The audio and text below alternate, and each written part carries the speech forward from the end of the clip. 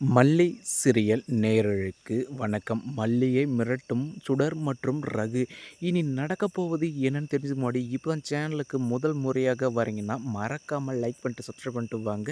வீடியோக்குள்ளே போகலாம். ஒரு பக்கம் நம்ம மல்லியும் சரி, இப்போ எதுக்காக இவங்க நம்மளையும் சரி, ரேணுகாவையும் சரி எதுக்கு கடத்தணும், இதுக்கு பின்னாடி ஏதோ சதித்திட்டம் இருக்குது அப்படின்ற ஒரு விஷயத்தில் நம்ம மல்லி இருந்துட்டு உறுதியாக இருக்காங்க இல்லையா. இன்னொரு பக்கம் தன்னுடைய 2 மகள்களையும் கடத்திட்டாங்க இல்லையா அப்படின்னு கதிரேசன் இருந்துட்டு கதறி துடியா துடிச்சு போயிடுறாங்க. அடுத்து எப்படி காப்பாத்துறதுன்னு தெரியாம, இப்போ அவங்க பின்னாடியும் போக முடியாம தன்னுடைய மாப்பிள்ளை விஜய்க்கு வந்து கால் பண்ணுவாங்க இல்லையா? இத கேட்ட விஜயும் பதறி போயிடுறாங்க. மறுபக்கம் "என்னம்மாம்மா சொல்றீங்க? எப்படி நடந்தது? எப்படி கேர்லெஸ்ஸா வந்து இருந்தீங்க?" அப்படின்னு வந்து கேட்கும்போது, "இல்ல மாப்பிள 2 பேரும் ஒண்ணா தானே இருக்காங்க. அப்படி இருக்கும்போது ஒரு முக்கியமான கால் வந்தது. அது மட்டும் இல்லாம ரிப்போர்ட் வாங்க தான் நான் வந்து உள்ளார இருந்து வெளிய வரத்துக்குள்ளவே இந்த மாரி ஒரு அசம்பாவிதம் நடந்துருச்சு." அப்படின்னு சொல்லுவாங்க இல்லையா? "சரி மாமா, இதுக்கெல்லாம் காரணம் அந்த ராஜேஸ்வரியா தான் இருக்கணும்." அப்படின்ற ஒரு விஷயத்த நம்ம விஜய் இருந்துட்டு கன்ஃபார்ம் பண்ணிக்கிட்டு, இப்போ ராஜேஸ்வரியோட வீட்டுக்கு போயிட்டு கேட்பாங்க இல்லையா? அப்போ ராஜேஸ்வரி இருந்துட்டு, "விஜய், நீ நினைக்கிறபடி அவ்வளோ மோசமானவன்லாம் கிடையாது நானு. அதுவும் ரேணுகா உயிரோட இருக்காளா அப்படின்ற ஒரு விஷயம் நீ சொல்லி தான் தெரியும். சரி, ரேணுகா எப்போ கிடைச்சா? எப்படி கிடைச்சா? அந்த விஷயத்த சொல்லு." அப்படின்ட்டு இப்போ ராஜேஸ்வரி இருந்துட்டு வளவளன்னு வந்து பேசிட்டு இருப்பாங்க இல்லையா?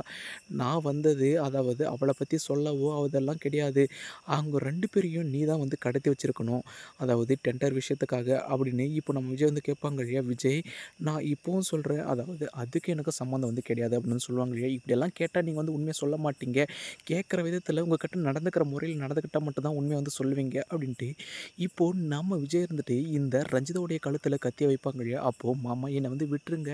ராஜ் பிரியம்மா அப்படிலாம் செஞ்சிருக்க மாட்டாங்க. அப்படி செஞ்சிருந்தா நானே உங்ககிட்ட வந்து உண்மைய வந்து சொல்லியிருப்பேன். அப்படின்னு வந்துட்டு இப்போ தன்னுடைய உயிர் பயத்துக்காக ரஞ்சிதா வந்து சொல்லுவாங்க இல்லையா?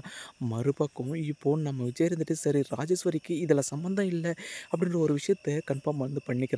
மறுபக்கம் இப்போ நம்ம விஜய் இருந்துட்டு கதிரேஷனுக்கு வந்து கால் பண்ணி, மாமா ராஜேஸ்வரி வந்து கடத்தல. அப்படி இருக்கும்போது ஹாஸ்பிட்டலுக்கு வெளிய கேமரா இருக்கும் இல்லையா? அத வந்து செக் பண்ணி பார்த்தா தான் யார் என்னன்ற ஒரு டீட்டெயில்ஸ் வந்து தெரியும். கார் நம்பர் வந்து தெரிஞ்சு அதுக்கப்புறம் நம்ம வந்து கம்ப்ளைண்ட் குடுக்கலாம் அப்படின்னு வந்து ஒரு முயற்சியில வந்து இருக்காங்க. இன்னொரு பக்கம் அந்த சுடர் இருந்துட்டு நம்ம மல்லி முன்னாடி என்ன வந்து விடுங்கடா, எதுக்காகடா என்ன வந்து கூட்டிட்டு வந்திருக்கீங்க? அப்படி இப்படின்னு வந்து சீன் போடுவாங்க இல்லையா? அப்போ ஒழுங்கா இருக்கா இல்லையான்ட்டு அப்படியே அந்த ரகுடைய அடிட்ல இருந்துட்டு நம்ம சுடரையே அடிச்சிருவாங்க. மறுபக்கம் "என்னையே வாடா அடிக்கிற?" அப்படின்னு சுடர் வந்து கேட்க, மறுபக்கம் டாக்டர் இருந்துட்டு மாஸ் என்ட்ரி குடுப்பாங்க இல்லையா? இதையெல்லாம் பார்த்து நம்ம மல்லி இருந்துட்டு அப்படியே ஷாக் ஆகி போய் நிற்கிறாங்க. "என்ன மல்லி ஷாக் ஆகுற? நான் வந்து உண்மையான டாக்டர் வாசுதேவலாம் கிடையாது. நான் ரகு." இன்னொரு பக்கம் அவ சுடர் தான். அதாவது இப்போ ஒரு விஷயத்த வந்து தெரிஞ்சுக்கோ. அதாவது அவ அந்த பேக்ல வந்துட்டு ஒரு சாவி கொண்டு வந்தா இல்லையா? லாக்கர் சாவி. அத உண்மைய சொல்ல போறியா? இல்ல உன்ன வந்து கழுத்தறுத்து போடவா? அப்படின்ட்டு இப்போ ரகுவும் சுடரும் சேர்ந்து நம்ம மல்லிய வந்துட்டு டெண்டர் விஷயத்துக்காக கொலை பண்ணவே பார்க்க துணிஞ்சுட்டாங்க. ஆனா கடைசியில நம்ம விஜய் மாஸ் என்ட்ரி குடுத்து மல்லிய வந்து காப்பாத்த தான் போறாங்க. மறுபக்கம் சுடரின் சுயரூபத்த தெரிஞ்சுக்க தான் போறாங்க.